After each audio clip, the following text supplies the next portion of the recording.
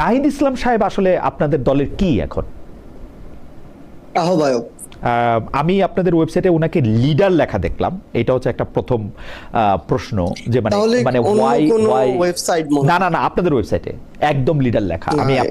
আমি আপনাকে মানে এখনো দেখাতে পারি আপনি যদি চান, যে উনাকে লিডার লেখা। এইটা কি ইচ্ছা করে? এটা তো মানে ভুল হওয়ার কথা না মনে হয়, আমার মনে হয় যে এটা ইচ্ছা করে কিনা। যাই হোক, এটাও বড় প্রশ্ন না, এটাও বড় প্রশ্ন না। আমার একটা যে ব্যাপার জানার প্রশ্ন হচ্ছে 2025-এর 27 ফেব্রুয়ারি পরে এই নিয়মিত কাউন্সিল না হয়ে এটা এখনো আহ্বায়ক কমিটি কেন? মানে নিয়মিত কাউন্সিল হতে অসুবিধা কোথায়? আচ্ছা, আমাদের এটা একদম গঠনতন্ত্রে স্পষ্টভাবে ছিল এবং এটা আমাদের যেটা জিএম মানে কেন্দ্রীয় কমিটির যেটা সভা, সেখানে সিদ্ধান্ত হয় যে আমাদের আহ্বায়ক কমিটিটার মেয়াদ হবে পরবর্তী কাউন্সিল হওয়ার পূর্ব পর্যন্ত, এবং পরবর্তী কাউন্সিল হওয়ার জন্য আমাদের কাউন্সিলে আমরা একটা মানে গণতান্ত্রিক যে ধারাটা, এটা শুধু কথায় না কাজেও যেন আমরা কাজে লাগাতে পারি, এটার জন্য আমরা কাউন্সিলর ঠিক করেছি। কেন্দ্রীয় কমিটির সবাই কাউন্সিলর মানে ভোটার, জেলা কমিটির টপ 5 জন লিডার থাকবেন, জেলা কমিটির টপ 10 জন লিডার থাকবেন ভোটার, আর উপজেলা কমিটির টপ 5 জন লিডার থাকবেন ভোটার। তো আমাদের এটা সর্বশেষ আরেকটা জিএম হয়েছে 1 বছর পার হওয়ার পরে, কিছুদিন আগে নির্বাচনের পরে, যেখানে সিদ্ধান্ত হয়েছে যে আমাদের আগামী ডিসেম্বরের মধ্যে আমাদের এই কাউন্সিলর ফরমেশন, মানে কি আমরা একই সাথে কমিটি ফরমেশন করতে হবে, তাহলে কাউন্সিলররা কমপ্লিট হবে। ডিসেম্বরের মধ্যে আমাদের এই কমিটিগুলো কমপ্লিট করতে হবে এবং জানুয়ারি মাসে আমাদের আগামী যে কাউন্সিল হতে যাচ্ছে এই সিদ্ধান্ত এখন পর্যন্ত নেওয়া হয়ে গিয়েছে। মনে করেন আরো বছর খানেক লাগবে এই কমিটিটা হতে, তাই না? না, বছর খানেক লাগবে না, এটা আমাদের সর্বোচ্চ আর 3 মাসের মধ্যে আমাদের কাউন্সিলররা হয়ে যাবে, কারণ সাংগঠনিক দায়িত্বটাতে আমি আছি।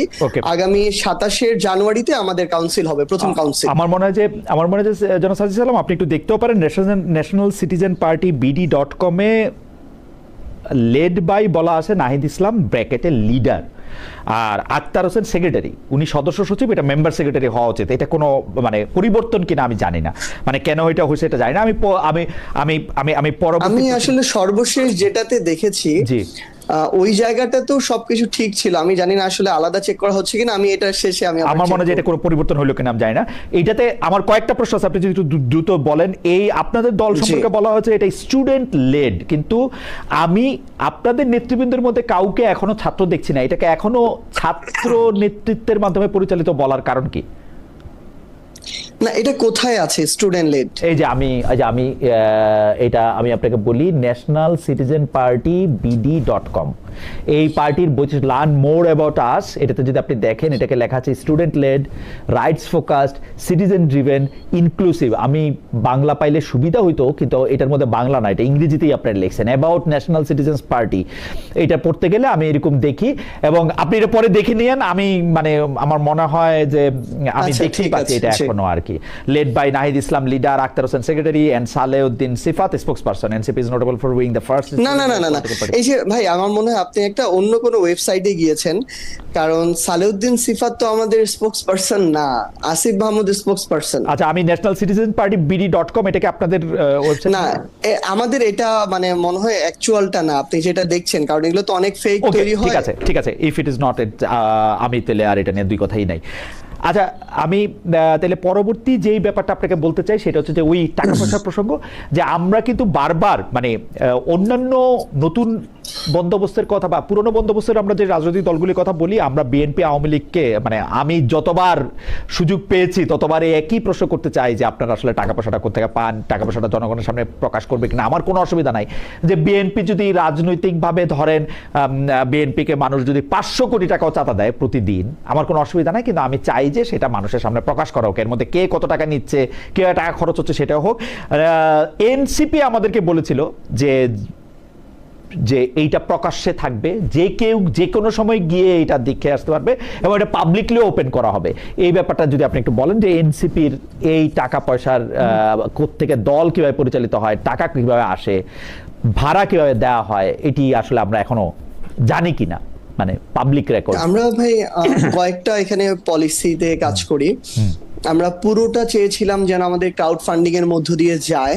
আমরা সেই প্রক্রিয়া করেছি এবং সেটা চলছে, কিন্তু ক্রাউড ফান্ডিং এর মধ্য দিয়ে পুরোটা আসলে করা টাফ হয়ে যায় আসলে। তো সেখান থেকে একটা অংশ আসে। পাশাপাশি আমাদের পার্টিতে এখন অনেকগুলো উইং আছে, যেমন ডক্টরস অ্যালায়েন্স আছে, তারপর টিচারদের উইং আছে, ইঞ্জিনিয়ারদের উইং আছে, লয়ারদের উইং আছে, বিজনেসম্যানদের আলাদা উইং করেছি আমরা। এই ধরনের অঙ্গ সংগঠন অনেকগুলো আমরা মানে পেশাদার যে সংগঠনগুলো আর কি, এই প্রফেশনালস যে অ্যালায়েন্স গুলো, এগুলো অনেকগুলো আমরা তৈরি করেছি।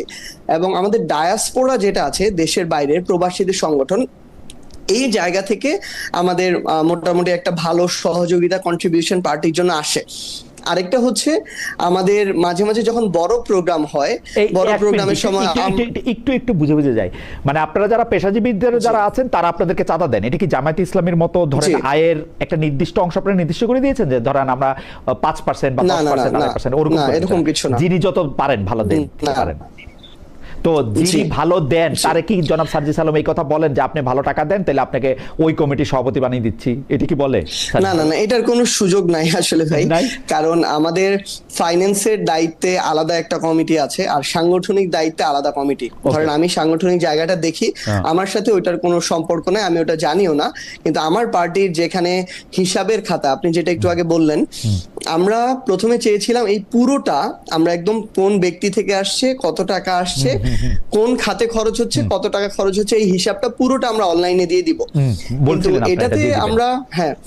এটাতে আমরা হচ্ছে বেশ কিছু যেটা সমস্যা দেখছি, যে ধরেন আমাদের এখানে সাপোজ আমাদের লয়ারদের মধ্যে একজন সিনিয়র লয়ার আছেন, ধরেন উনি মাসে সাপোজ উনি একজন সিনিয়র সুপ্রিম কোর্টের আইনজীবী, উনি মাসে 5 লক্ষ টাকা ইনকাম করেন, ধরেন উনি এনসিপি তে মাসে 20,000 টাকা দেন। এখন উনি এটা প্রকাশ, ওনার নামটা দেখতে চান না ওখানে এই জায়গাটাতে। এবং ওনার কথা হচ্ছে যে আপনাদের যে আমাদের যে টপ কাউন্সিল, যেটা পলিটিক্যাল কাউন্সিল, ওইখানে হিসাবটা থাকুক, আপনারা জানেন। কিন্তু এটা মানে সামনে আসলে সমস্যা। আমি আপনাকে দায়িত্ব নিয়ে বলি, এইটাই হচ্ছে নতুন বন্দোবস্ত। উনি যে তার নামটা ওখানে দেখতে চায় না, কারণ উনি ট্যাক্স ফাঁকি দেয়। উনি একটা দুষ্ট লোক। উনি 5 লক্ষ টাকা রোজগার করে, ওনার 6 লক্ষ টাকা ট্যাক্স দেওয়া উচিত বাংলাদেশ গভর্নমেন্টের, সেটা উনি দেয় না বলে উনি ওনার ইনকাম দেখায় হচ্ছে 80,000 টাকা, আপনাদেরকে দেয় 20,000 টাকা। সত্যি এটা, কিন্তু আপনারা তো তাকে বাধ্য করবেন, আপনার নাম আরো প্রকাশ্যে দেন, আপনি দিবেন না কেন?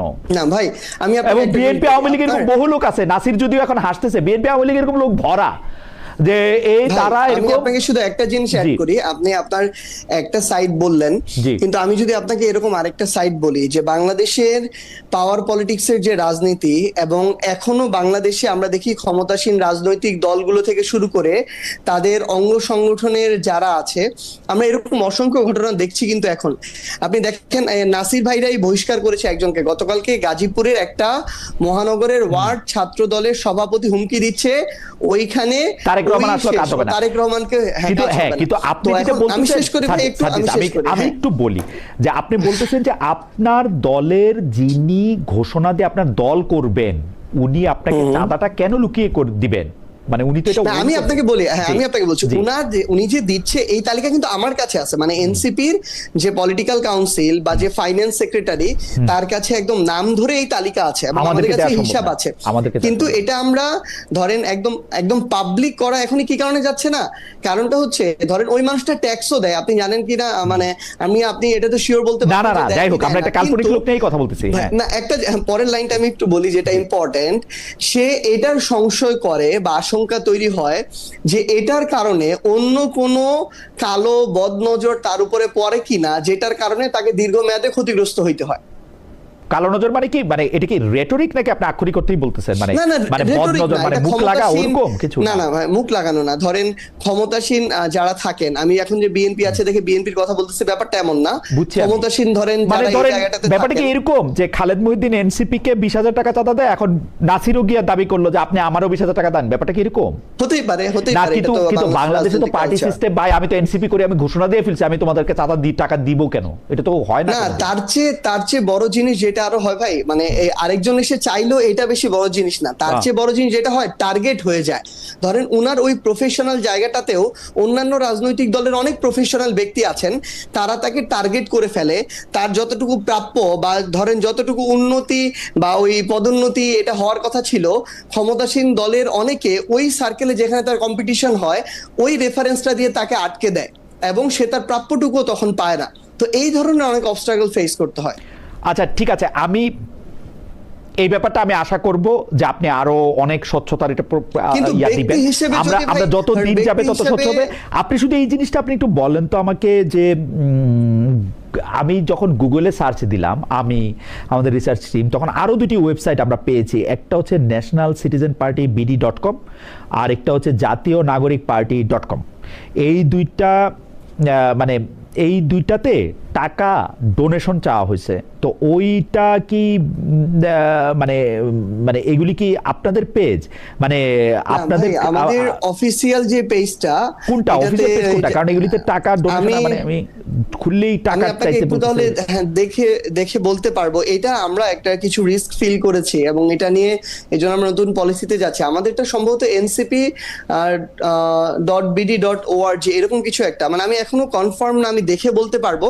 কিন্তু আমাদের যেটা অফিসিয়ালটা এটা আমাদের সবার আমাদের টাইমলাইনে শেয়ার করা আছে। আমার, হাসনাতের, নাহিদের, নাসির ভাই, আক্তার ভাই সবার টাইমলাইনে শেয়ার করা আছে। কিন্তু আপনাদের নাম করে টাকা চাওয়া হচ্ছে, আপনারা নিশ্চয়ই এটা দেখবেন। এটার মধ্যে ডোনেশন চাওয়া হচ্ছে, এটা আপনাদের নামে ডোনেশন নেওয়া হচ্ছে। এখন হইতে পারে আপনারা নেন না, হইতে পারে আপনারা নেন, আমরা কেমনে বুঝবো?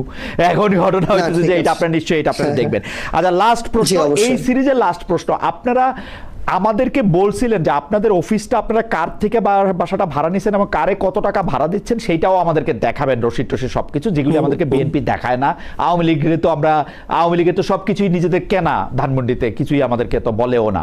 আপনারা দেখাবেন বলছিলেন, সেইটা কি আপনারা জানেন কিছু, যে কার থেকে, মানে ওই অফিসটা কার থেকে আপনারা ভাড়া নিছেন, কারে? আমাদের অফিসটা আমাদের প্রায় 3000 স্কোয়ার ফিটের। তো ওইটুকু অংশের, ওটা ধরেন একটা বিল্ডিং, যে বিল্ডিং এর 15 তলায় ওইরকম অংশ আছে 6টা। তো 6টার মধ্যে একটা অংশ আমাদের ভাড়া নেয়া, এবং ওইটুকুর যিনি মালিক ওই অংশটুকুর, যেমন ভাবে ফ্ল্যাট ব্যক্তি ধরে কিনে নেয়, যে ব্যক্তিটা ফ্ল্যাট কিনে তাকে ভাড়াটা দিতে হয়, বাড়ির মালিককে না। তো ওইটার যিনি মানে যার, তাকে আমরা প্রতি মাসে ভাড়া দেই। শুরু থেকে প্রতি মাসে আপনারা ভাড়া দেন। মানে রূপায়ণ টাওয়ারে এটা অবস্থিত হইলো, সেটি রূপায়ণ টাওয়ারের সাথে কোনো সম্পর্ক নাই, ওই ফ্ল্যাটটি আরেকজন ব্যক্তির এবং তাকে আপনারা ভাড়া দেন, এই তো? জি জি। এবং সেটি আপনারা শুরু থেকেই ভাড়া দেন? হ্যাঁ, আমাদের কাছে তো প্রতি মাসের রিসিট আছে, প্রতি মাসের রিসিপ্টও আছে। ওকে, আমরা তাহলে পরবর্তী প্রসঙ্গে জনাব নাসিরের কাছে যাই। জনাব নাসির, আপনিও কিছু বলার জন্য একটু উসকুস করতেছিলেন, আপনি কি একটু বলবেন? যদি সংক্ষেপে বলেন তাহলে আমি পরবর্তী প্রসঙ্গে যাচ্ছি। না, আমি শারজিল আলমের বক্তব্যের বিষয়ে, যেহেতু আমরা পাল্টাপাল্টি বক্তব্য দিচ্ছি না, উনি নিজেও দিচ্ছেন না, তবে আমরা যেটি প্রত্যাশা ছিল, এমনি ব্যক্তিগতভাবে নতুন যে রাজনৈতিক দল গঠিত যখনই হয়েছে, একটি নতুন বন্দোবস্তের কথা বলে, তখন আমরা ঠিক আছে, তাহলে বুঝতে পারছি যে আপনার কোনো কিছু যুক্ত করার নাই, কারণ এই কথাগুলি আমি বলছি। আমি চাই না যে আপনি সার্জিস আলমকে আবার একই ধরনের কথা বলেন, কারণ জনাব সার্জিস আলমও আসলে জনাব নাসিরউদ্দিন নাসিরকে উদ্দেশ্য করে কথা, মানে ওই বললে আসলে কথাটা আগায় না।